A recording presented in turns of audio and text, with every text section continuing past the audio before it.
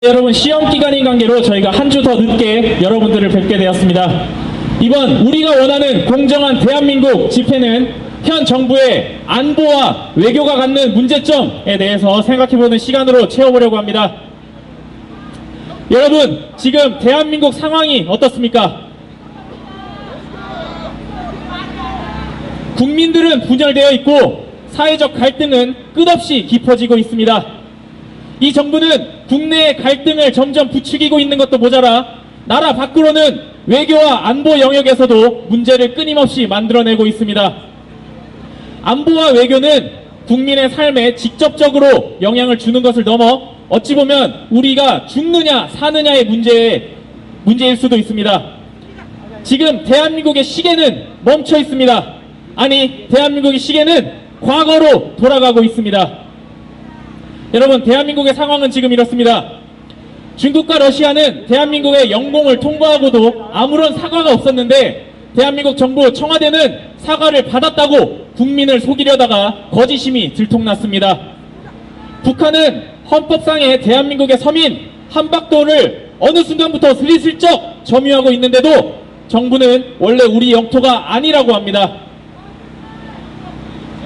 받았다고 주장하는 사과는 바로 다음날 사과하지 않았다면서 반박되었고, 원래 우리 땅이 아니라던 곳에는 정부가 세금 고지서를 발부하고 있었습니다. 지금 대한민국 정부는 영토도 지키지 못하고 국내에는 거짓과 눈속임으로 일관하는 모습, 정말 한심하기 그지없습니다.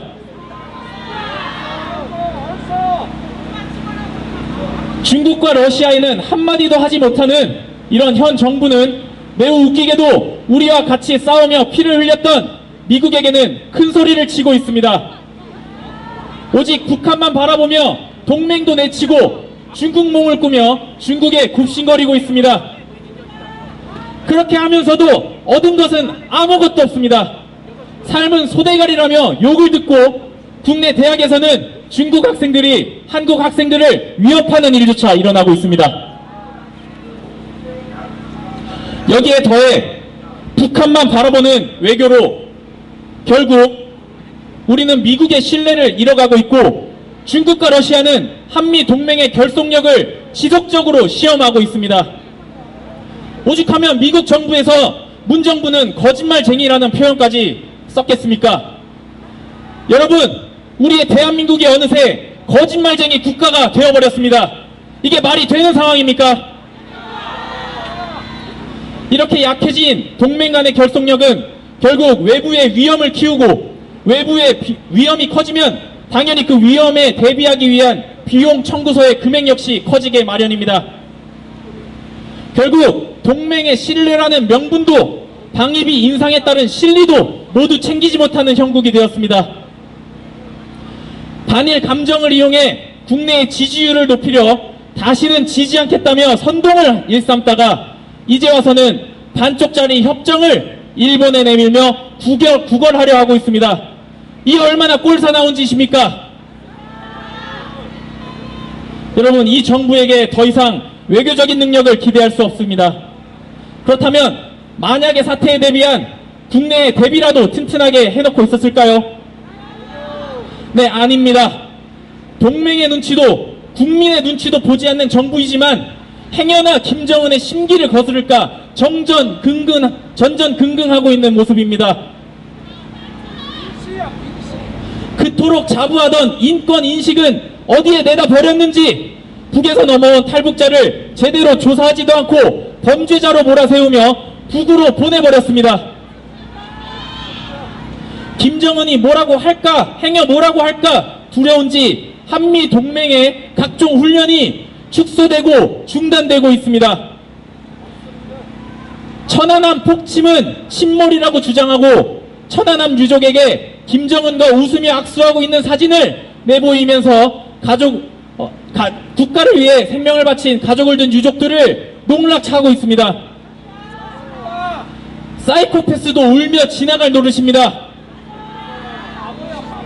또 중국이 싫어하니 국내 사드 배치를 적당히 뭉개고 있으며 미국의 극심한 반대에도 불구하고 일본과의 지소미아는 마지막 순간까지 파기하려 하였습니다. 이런 얘기를 꺼내면 문재인은 그래서 전쟁이라도 하자는 것이냐 하면서 이런 소리만 반복하고 있습니다. 여러분, 당연히 전쟁은 해답이 아닙니다. 하지만 여러분, 평화는 어디서 온다고 생각하십니까? 평화는 바로 힘에서 나오는 것입니다. 저놈 잘못 건드리면 내가 성치 않겠구나 하는 힘에 대한 공포가 평화를 가져오는 것입니다. 이번 정부 임기의 절반 동안 북한의 도발 횟수는 과거 그 어떤 정부에서보다 더 많은 횟수의 도발을 일삼고 있습니다. 눈치를 보고 설설 기면서 도발에는 속수무책이고, 그러면서도 북한의 도발을 비난하면 전쟁이라도 하자는 거냐며 큰 소리를 치고 있습니다. 우리는 외교적인 해법이라도 기대할 수 있을까요? 그럴 리가 없습니다. 외교와 안보 두 영역에서의 무능이 서로 악순환의 고리를 만들고 있습니다.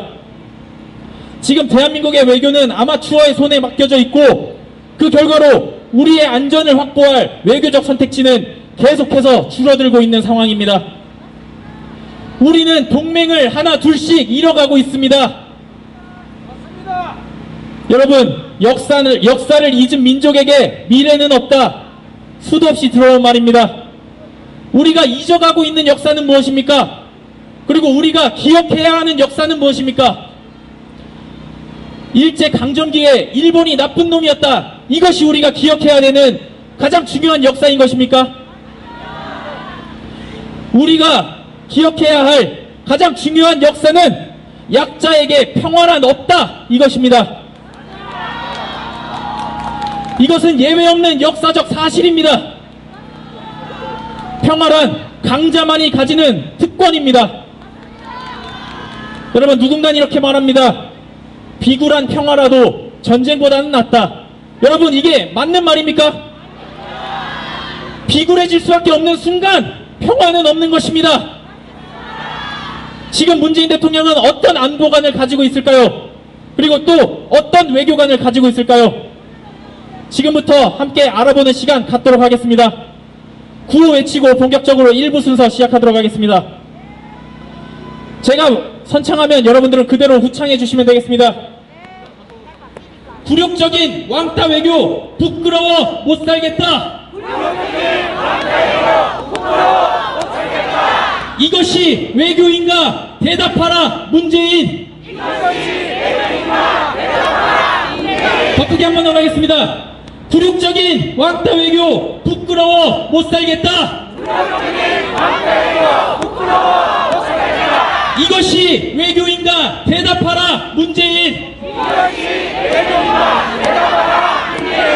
네, 이제 저희 공정추진위원회 소속 서울대학생 복면남과 문재인 정권의 굴욕적이고 답이 없는 외교 상황에 대해 점검하는 시간 갖도록 하겠습니다. 큰 박수 부탁드리겠습니다.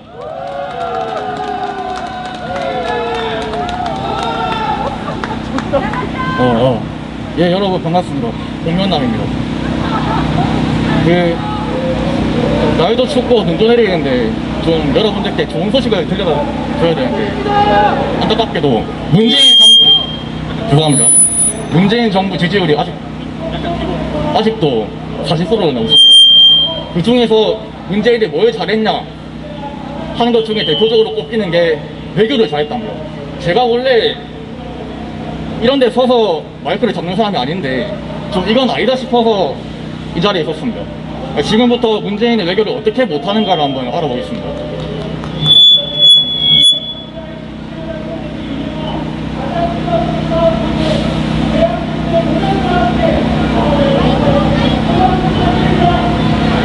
네, 그에 앞서 한국 외교의 역사를 먼저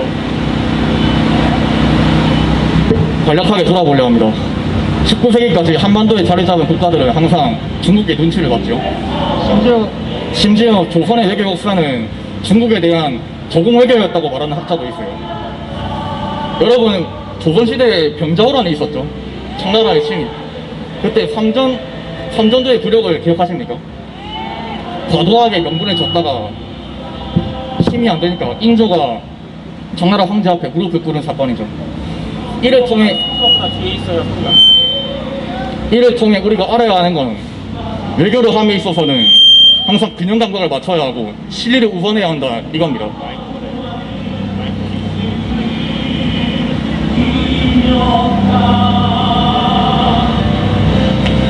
45년 해방 이후에 48년 건국, 50년 한국전쟁 많은 일들이 있었죠. 53년 한미동맹을 맺고 나서 한반도를 식민지로 만들었던 일본과도 우리는 눈물을 흘리면서 손을 잡았습니다.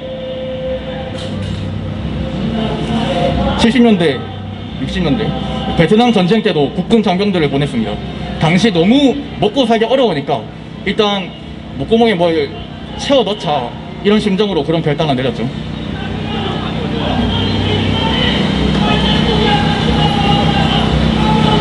다시 21세기로 돌아와서 지금은 중국의 조공을 바치는 시절만큼이나 지정학적으로 힘든 상황이에요. 지금도 동북아시아에서 우리는 중국, 일본, 러시아 이러한 강대국들을 둘러싸여 있습니다.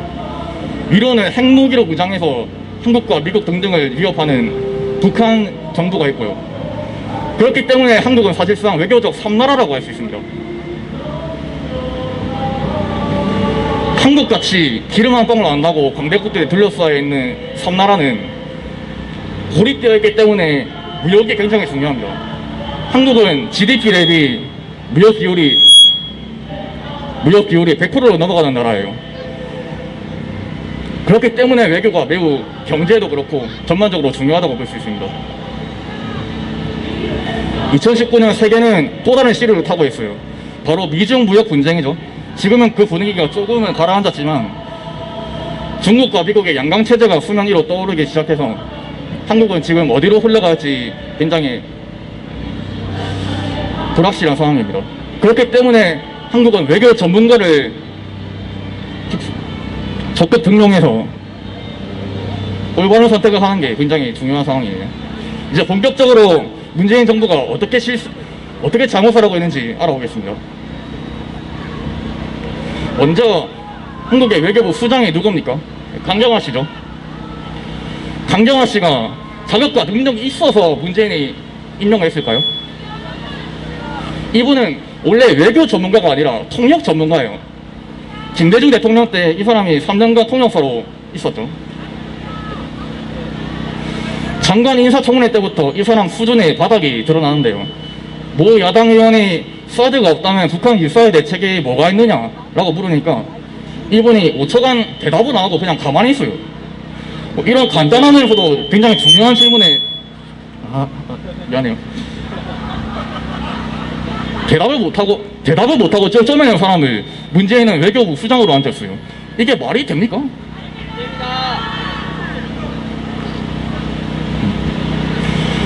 중국 관련 인사도 완전 개파인데요.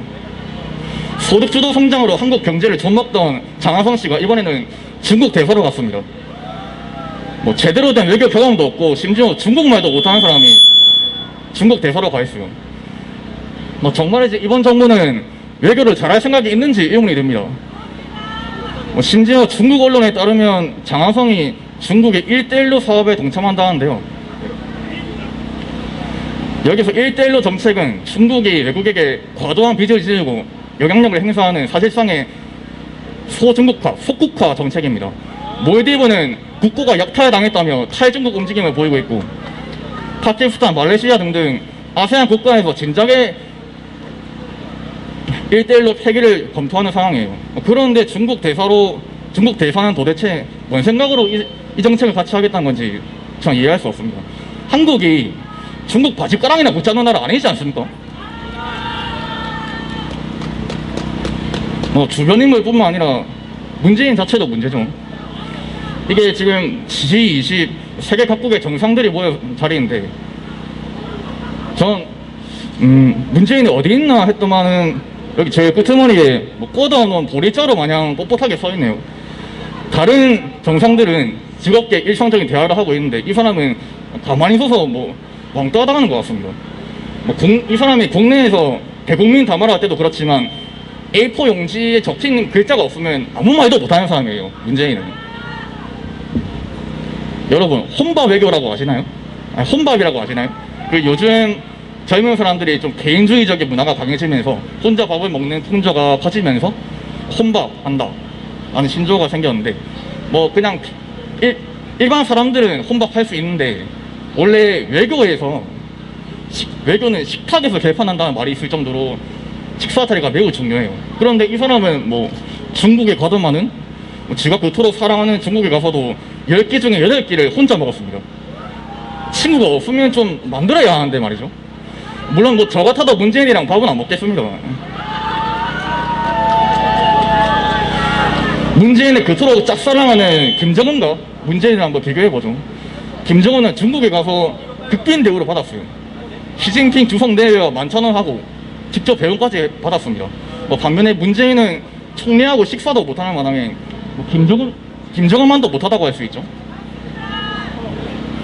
이제 또 뭐 왕따 외교에 이어서 친목 외교. 중국에 방문했을 때 대통령 수행 기자가 중국 경호원들한테 맞은 일이 있죠. 기억하시나요?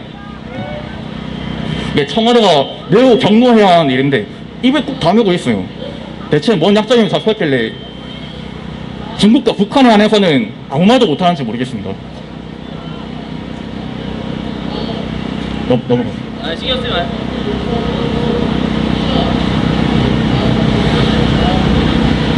왕따 외교, 혼밥 외교, 친구 외교. 뭐 여기서 끝나면 문재인은 아니죠. 이번엔 굴욕 외교입니다. 왕이 중국 외교부장이 지금 뭐 하고 있냐면 문재인 팔을 툭툭 치면서 완전히 낮잡아 보고 있어요. 아랫사람으로 보고 있단 말입니다. 네.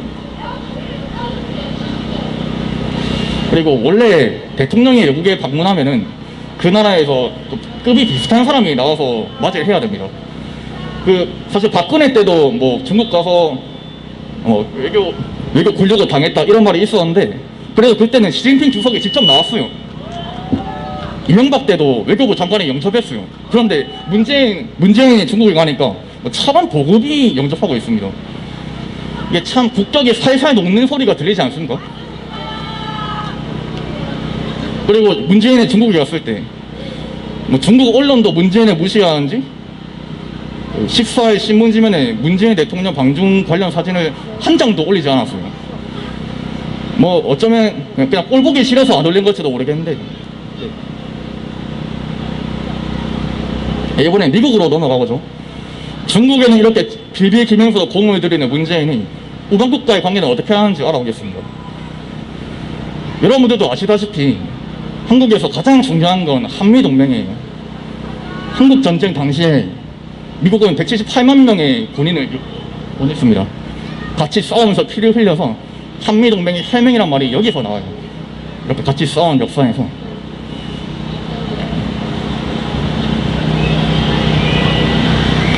그런데 지금 한국에서 어떤 일이 벌어지고 있느냐. 대신년 대학생 진보 연합이라는 단체가 미국 대사관 관저 외교관들 가족들이 사는 곳에 침입을 해서 뭐 외교관 대표로 해리스 대사를 참수하겠다는 행사를 벌이고 있고 원래 이렇게 하고 있으면 정부가 나서서 막아야 되는데 문제는 그냥 가만히 있어요. 그리고 대북관계 북미회담, 정상회담, 평화경제 뭐 이런 소리 하면서 수많은 시도들을 했지만 북한과의 관계는 더더욱 악화되고 있습니다. 김정은은 뭔 말을 했냐면 한국에서 오는 지원을 굶어 죽어도 받지 않겠다고 말을 했대요. 뭐 그토록 공을 들였는데 북한한테도 무시당하고 있네요.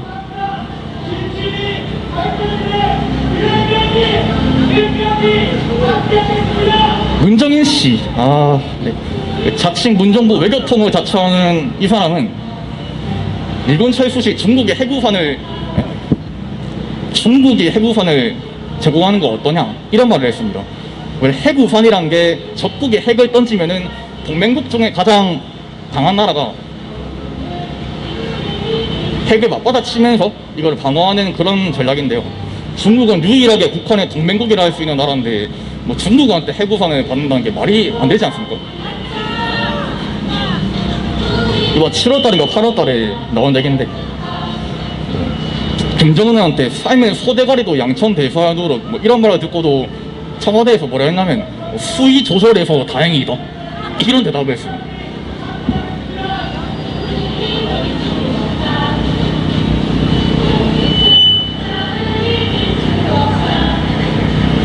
제가 앞서서 병자호란 얘기를 했는데요. 원래 외교에서 중요한 것들이 두 가지가 있는데 명분과 실리입니다. 둘 다 챙기면 중요하겠지만, 좋겠지만은 결국에는 명분과 실리 중에서 하나를 선택해야 하는 순간이 올 거예요. 우리는 삼전도의 권력을 과도하게 명분을 줬다가 실리를 놓친 치욕적인 사건으로 기억해야 합니다. 그렇다면 문재인은 명분과 실리 중에 뭘 챙겼을까 하면 잘 모르겠습니다.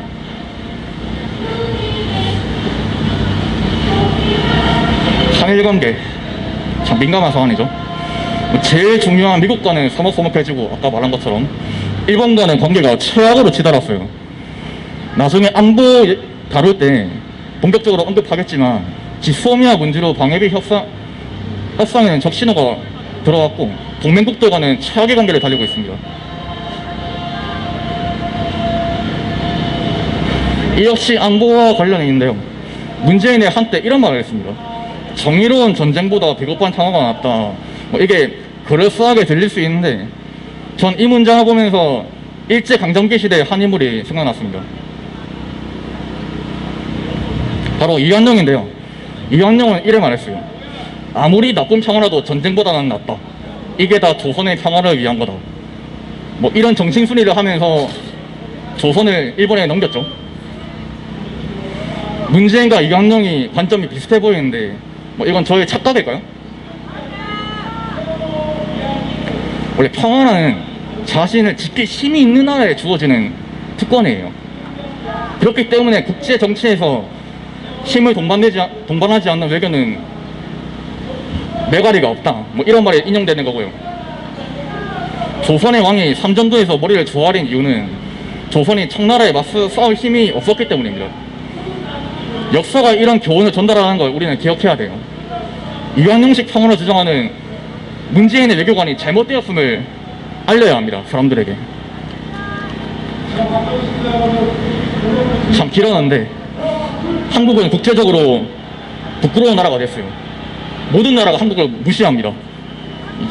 이제는 왕따 외교, 권력 외교를 멈추고 외교의 기본 철학을 숙지한 전문가에게 외교를 맡겨야 돼요.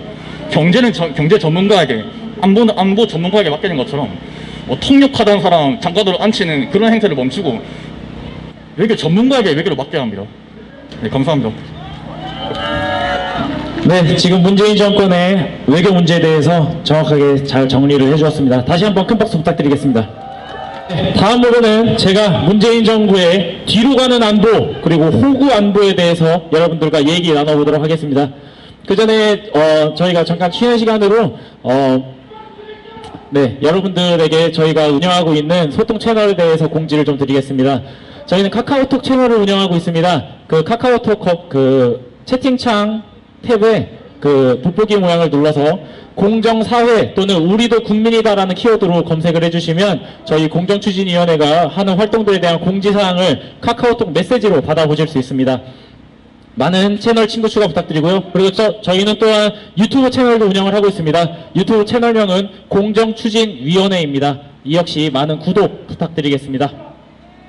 네, 구호 외치고 이어가도록 하겠습니다. 제가 먼저 선창하면 여러분들 후창해 주시면 되겠습니다. 그리고 저희 집회에 같이 참여해주고 싶으신 분들께서는 앞에 빈자리에 와서 앉아주시면 감사드리겠습니다. 좀 더 많은 분들이 함께 하실 수 있도록 뒤에 계신 분들도 앞에 앉아주시면 감사드리겠습니다. 구호 외치겠습니다. 쏟아지는 미사일에 불안해서 못 살겠다. 북한은 주적이다. 정신 차려 문재인. 이것이 안보인가? 대답하라 문재인. 네, 저 뒤쪽에서 세월호 집회를 하고 있는데요. 저희가 좀 더 큰 목소리로 다시 한번 구호 외치겠습니다. 쏟아지는 미사일에 불안해서 못 살겠다. 북한은 주적이다. 정신 차려 문재인. 이것이 안보인가? 대답하라 문재인. 네, 저희 안보 2부 시작하도록 하겠습니다. 네, 보이나요 2020 대한민국. 저희가 여러분들께 여쭙고 싶은 질문입니다. 저는 어두워서 아무것도 안 보이는 상황입니다. 나라의 모든 지표가 암담하여서 미래가 보이지 않고 안보 영역 역시 마찬가지입니다. 네, 문재인 대통령은 2017년 7월 베를린에서 한반도 평화 구상을 주제로 연설을 하면서 우리가 추구하는 것은 오직 평화입니다 라고 주장했습니다.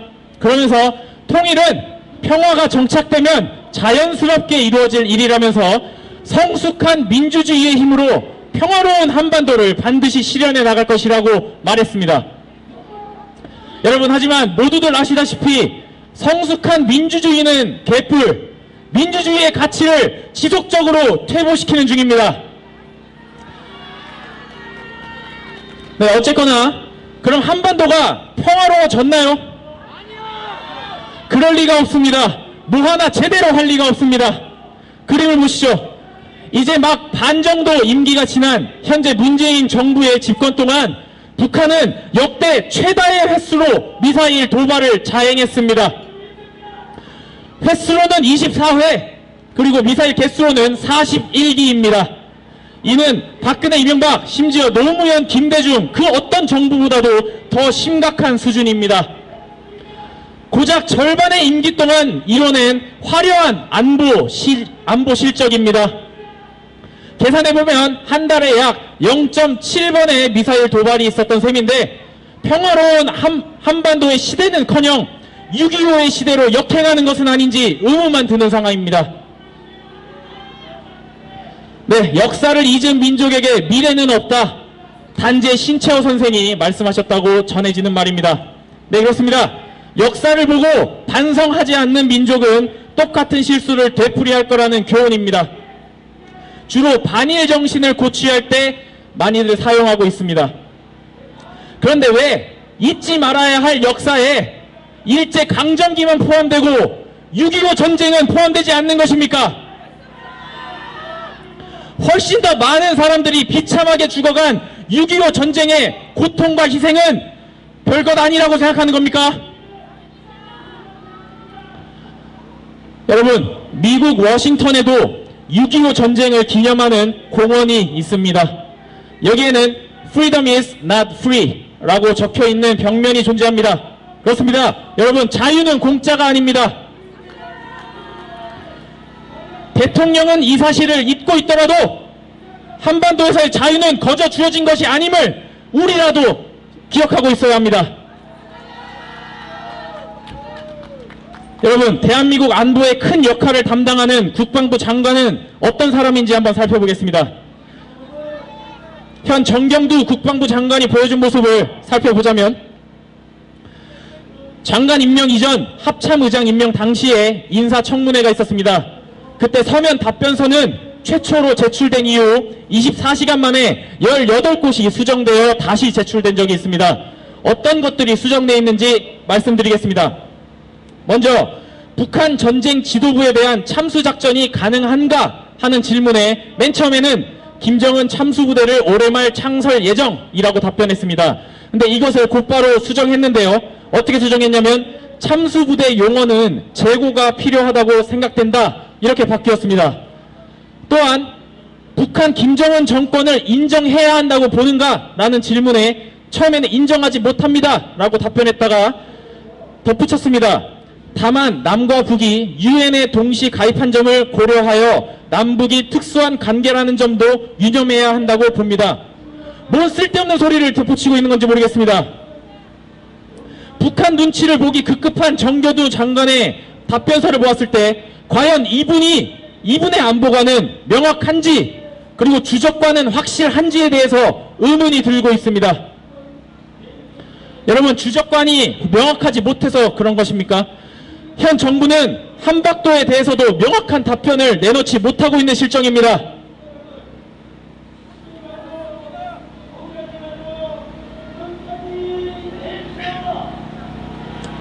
네, 청와대는 우리 땅이라고 고집을 부려도 시원찮을 판에 시스템의 행정착오로 인해 대한민국의 땅으로 잘못 인식되었다고 변명이나 늘어놓고 있습니다. 그리고 나아가 한반도는 지금 현재 북한이 군사 요새화 시킨 땅입니다. 우리의 영토 코앞의 섬이 군사 요새가 되어가고 있는데 이에 대해서는 묵묵부담인 현 정부 및 국방부 한박도뿐만 아니라 나라까지 북한에 갖다 바치지는 않을까 걱정되는 것은 저뿐입니까? 여러분, 국방백서에는 북한이 우리의 주적이라고 명시되어 있지만 대한민국의 안보의 위협을 강화하는 모든 존재는 경계 대상이 되어야 합니다. 그런데 현 정부는 북한뿐만 아니라 다양한 국가에 대해서도 안보관이 명확하지 않은 것 같습니다. 타국 군용기가 한반도 상공을 날아다니는 상황에서도 제대로 된 대응조차 하고 있지 않습니다. 엄중 경고만 할 뿐입니다. 여러분, 우리 집 안방에 남이 들어오는데 집주인이 가만히 앉아서 경고만 하고 있는 꼴이라니 이게 도대체 무엇입니까? 너무나도 우스운 꼴입니다. 네, 지난 러시아, 중국 전략폭격기 4대가 7월 23일에 한국 방공 식별구역을 침범하여 머물렀던 시간은 장장 6시간 50분입니다. 거의 7시간이라는 말입니다. 이렇게 긴 시간 동안 현 정부의 대응은 매우 소극적이었습니다. 여러분, 7시간 하니까 뭔가 익숙한 시간대인데요. 문재인 대통령 당신 역시 7시간 동안 뭐하고 있었는지 설명해야 할 것입니다. 이렇게 호구짓을 하고 있으니 러시아 군용기가 카디즈를 계속해서 침범하게 되었고 2019년 한 해만 해도 20회나 침범을 하는 상황이 되어버렸습니다. 그리고 중국은 무려 26번이나 침범을 하였습니다. 일본에게는 강한 외교를 주장하면서 왜 중국이랑 러시아에게는 한없이 약한 모습을 보여야만 하는 것입니까? 4대주의 외교 때문인가요? 친중 칠러 노선을 고집해야 하기 때문인가요? 여러분, 그 이유가 무엇이 되었든 우리 집 안방을 남에게 내주려는 그 바탕에 올바른 안보관이 잡혀있을 리 만무합니다. 네, 친중 외교가 나오면서 자주 등장하는 것이 주한미군 철수에 대한 주장입니다. 주미 대사가 될 뻔했던 문정인 통일 외교 안보 특보의 발언도 이의 연장선상에서 쉽게 해석할 수 있습니다. 여러분, 근데 과연 친중 정책을 펼쳐나가는 것이 한미동맹 파괴, 주한미군 철수와 동일한 것입니까? 평화는 힘에서 나온다는 것은 부정할 수 없는 대전제입니다. 미국은 세계에서 가장 강력한 군대를 보유하고 있는 우리의 동맹입니다. 이 동맹을 애써 내쫓으려 하면서 왜 국방의 힘을 빼는 것인가요? 왜 자꾸 평화에서 멀어지려고만 하는 것일까요? 여러분, 외교 정책에 따라 국가의 안보를 뒤흔드는 일이 가당키나 한 일입니까? 지소미아도 마찬가지의 관점에서 봐야 합니다. 토착 왜구를 청산하자, 반일의 감정으로 폐지하자, 이것이 판단의 바탕이 되어서는 절대로 안 된다는 것입니다. 여러분, 안보는 힘의 논리입니다. 힘이 되는 동맹은 취하고 그렇지 않는 동맹은 파기하는 것이 국익에 철저하게 부합되는 일인 것입니다.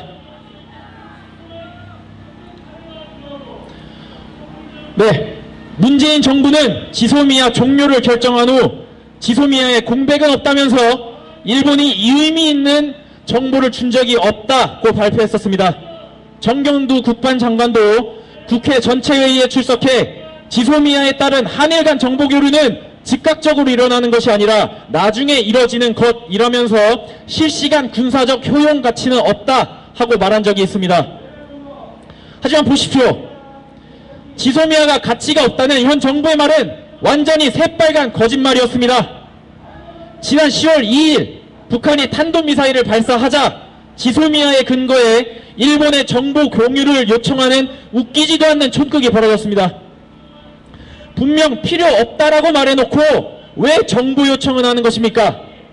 필요 없다의 뜻을 이 정부는 모르는 것 아닌가요? 아니면 필요한데 반일 선동을 위해서 지소미아를 이용한 건가요? 여러분, 선동을 위해 국민을 속이는 정부, 이게 말이나 되는 것입니까? 계속해서 반복해서 말씀드리지만 결국 안보는 힘입니다.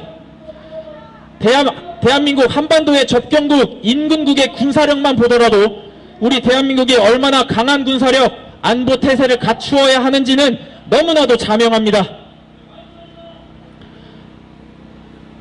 넘어가 주세요. 그런데 여러분, 이 힘에 의한 평화는 저 북에 있는 김정은마저도 생각하고 있는 점입니다. 김정은은 올해 5월 4일 북한의 화력 타격 훈련 현지 지도를 하면서 강력한 힘에 의해서만 진정한 평화와 안전이 담보된다 라는 얘기를 한 적이 있습니다. 이 북쪽에 있는 돼지 새끼마저도 국제사회의 논리에 철저하게 순응하면서 대비하고 있다라는 말입니다. 그런데 우리 정부는 어떻습니까, 여러분? 힘은 기르지 않으면서 평화의 날만 주장하는 허황된 논리를 펼치고 있습니다. 우리가 일진에게 괴롭힘을 당할 때 때리지 마, 대화하자 이렇게 하면 괴롭힘이 멈춥니까? 물론 서로가 힘만을 기르다 군비 경쟁 상황이 이뤄지면 갈등이 심화되어 평화에서 멀어진다고 느껴질 수도 있습니다. 하지만 여러분, 기본은 갖춰야 되는 거 아니겠습니까? 그리고 그동안 얼마나 많은 대화를 위한 노력이 뒤통수를 맞았습니까? 도대체 우리는 몇 번을 더 속아야 정신을 차리게 될까요? 여러분, 대화는 그 어떤 것도 담보해주지 못합니다. 호구짓이 반복되면 그냥 호구가 되는 겁니다. 대한민국의 국민들을 호랑이 아가리에 집어넣으려고 기를 쓰는 문재인 정부는 지금 당장 정신을 똑바로 차려야 합니다. 네, 마무리하겠습니다. 제2차 세계대전 동안 영국을 이끌었던 윈스턴 처칠은 생전에 이러한 말을 남겼다고 합니다. 평화는 강자만의 특권이다. 약자는 평화를 누릴 자격이 없다. 네, 그렇습니다. 당시 힘을 키우던 나치 독일에 대항할 힘을 갖추지 못했던 수많은 나라들, 폴란드, 프랑스와 같은 나라들은 그 대가를 처절하게 지불해야 했지만 강한 해군과 공군력을 가졌던 영국은 독일로부터 본인들의 평화를 지켜낼 수 있었습니다.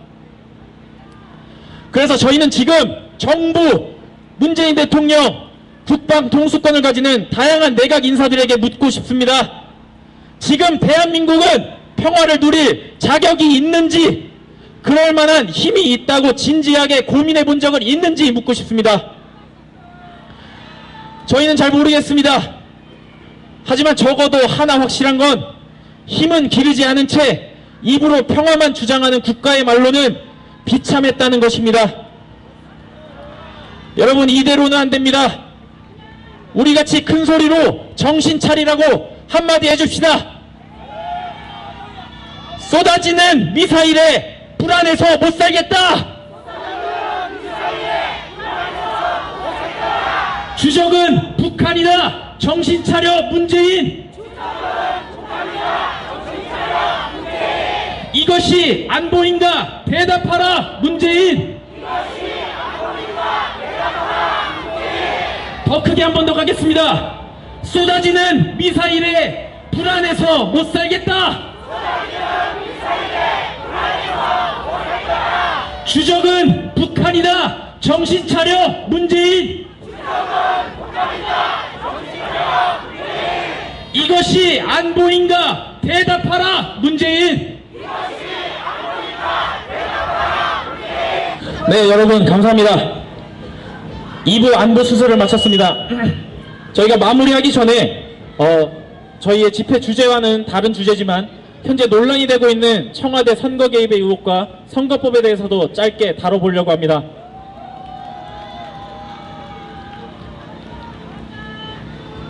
네, 60여 년 전 3월 15일 대통령과 부통령을 뽑는 선거에서 조직적인 부정선거가 있었고, 이는 대한민국 민주주의 역사에 큰 오점으로 남아 있습니다. 이기붕을 부통령으로 만들기 위해 투표함을 미리 이기붕 투표지로 채우거나 야당 창간인 쫓아내기, 뇌물 및 협박 등의 일을 저지르면서 민주주의의 꽃이라고 할 수 있는 선거를 부정으로 얼룩지게 한 사건이었습니다. 결국 이것이 계기가 되어 4.19 혁명으로 정권이 무너지고 말았습니다. 여러분, 60여 년의 시간이 지났습니다.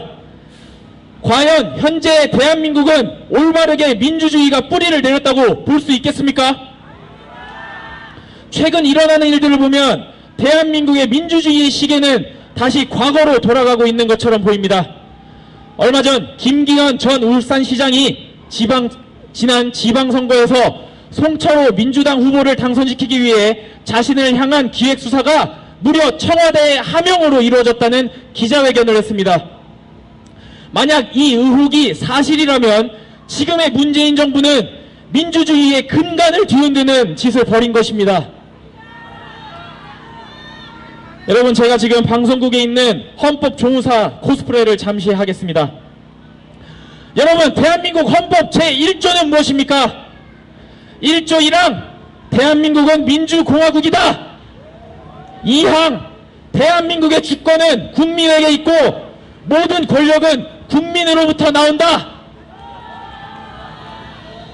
여러분, 이때 국민이 갖는 이 권력을 행사하는 가장 중요한 일이 무엇입니까? 네, 맞습니다. 바로 선거를 통한 투표권입니다. 국민을 섬겨야 하는 정부가, 청와대가 국가의 주인인, 우리의 주인의 가장 기본적이고 강력한 권리를 침해하고 있는 것입니다. 여러분, 이거 그냥 넘어갈 수 있겠습니까? 그냥 용서해도 되겠습니까? 네, 보십시오. 박형철 전 반부패 비서관은 지방선거를 전후해 현직 선출직 공직자와 관련한 비리 첩보가 이런 경로로 전달된 것은 김기현 전 시장의 사례가 유일했다라고 말한 바 있습니다. 또 김태우 전 특수감찰반원은 특감반에서 김기현 울산시장에 대한 문서를 받다 조국 당시 민정수석과 울산경찰청장 황운하가 등장하는 수사 동향 보고서였다라고 말했습니다. 정말 지긋지긋합니다. 정말 어디에도 빠지지 않고 등장합니다. 조국 전 민정수석. 여러분, 이 수사가 무리한 수사였다는 말이 나오는 이유 중 하나는 지방자치단체장은 청와대 감찰반의 감찰 대상이 아니라는 것입니다. 그럼에도 불구하고 비위 첩보가 청와대에 다이렉트로 전달되었고 지방선거 직전에 경찰 수사가 진행된 부분, 그리고 수사 과정을 청와대가 보고받는 등 상식적으로 이해하기 어려운 일들이 너무나도 많이 일어난 사건입니다. 여러분, 대한민국의 민주주의가 그 근간부터 농락당했을 수도 있는 이번 사건, 과연 우리의 정치인들은 진지한 관심을 갖고 있습니까? 여러분, 이 와중에도 정치인들은 자기들 밥그릇 다툼에 여념이 없습니다. 여러분, 국민들은, 우리들은 대한민국이 건강하고 공정하게 운영될 수 있기를 바라는 간절한 마음에서 소중한 한 표를 행사하고 있는 것입니다. 그런데 국민들의 눈을 가리고 속여서 그 표를 어떻게 하나라도 더 뺏어올까, 이거에 대한 궁리만 하고 있습니다. 여러분, 계속해서 논의되는 선거법 개정, 그 논의의 핵심은 비례의석수를 어떻게 조정할 것이냐, 이것에 있습니다. 정치인들 모두가 하나같이 자기들 밥그릇을 늘리기 위한 수단으로 비례대표 의석을 늘리고자 안간힘을 쓰는 상황입니다. 여러분, 비례대표가 여러분의 뜻을 온전히 반영하여 선출된다고 생각하십니까? 여러분들이 당에 표를 주긴 하지만 결국 그 비례대표를 선정하는 것은 당의 지도부입니다. 비례대표를 늘린다면 국민의 뜻의 반영은 더 흐릿해지고 당 대표의 권력에만 힘을 실어주게 될 수도 있습니다. 여러분, 이딴 게 정치 개혁입니까? 여러분, 정치의 본질이 무엇입니까? 구성원들이 온전한 자유와 행복을 영위할 수 있게끔 하고 정의와 공정의 가치를 바로 세우고 미래 세대에게 희망을 심어주는 이런 것들이 정치의 본질 아닙니까? 지금 대한민국은 민주주의의 위기에 처해 있습니다. 이 민주주의의 위기에 대한 문제 제기를 해야 하는 상황에 이런 선거법 개정이 가장 급박한 일이라고 생각하십니까? 지금 대한민국 정치계 대체 어디에 정의가 있습니까? 대체 어디에 본질이 있고 대체 어디에 그 가치가 있습니까? 정치꾼들만이 판치고 있는 이 대한민국을 바꿀 수 있도록 우리 모두 힘을 합쳐야 됩니다. 여러분, 저희들은 저희들 각자의 위치에서 최선의 노력을 다하도록 하겠습니다. 2030 세대들이 새로운 바람을 몰고 올 수 있도록 여러분들께서 동참해 주시고 응원해 주시길 간곡히 부탁드리겠습니다. 네, 감사합니다. 그리고 마지막으로 공정추진위의 대표로서 전달될 내용이 하나 있어 말씀드리겠습니다. 저희는 지난 9월 조국 규탄 항내 4차 집회부터 시작하여 지금 광화문 4차 집회까지 달려왔습니다. 저희는 집회에 대한 아무런 배경과 경험이 없는 학생들과 졸업생들로 모여 여기까지 공정추진위를 만들어 온 것에 굉장한 뿌듯함과 그리고 감사함을 느끼고 있습니다.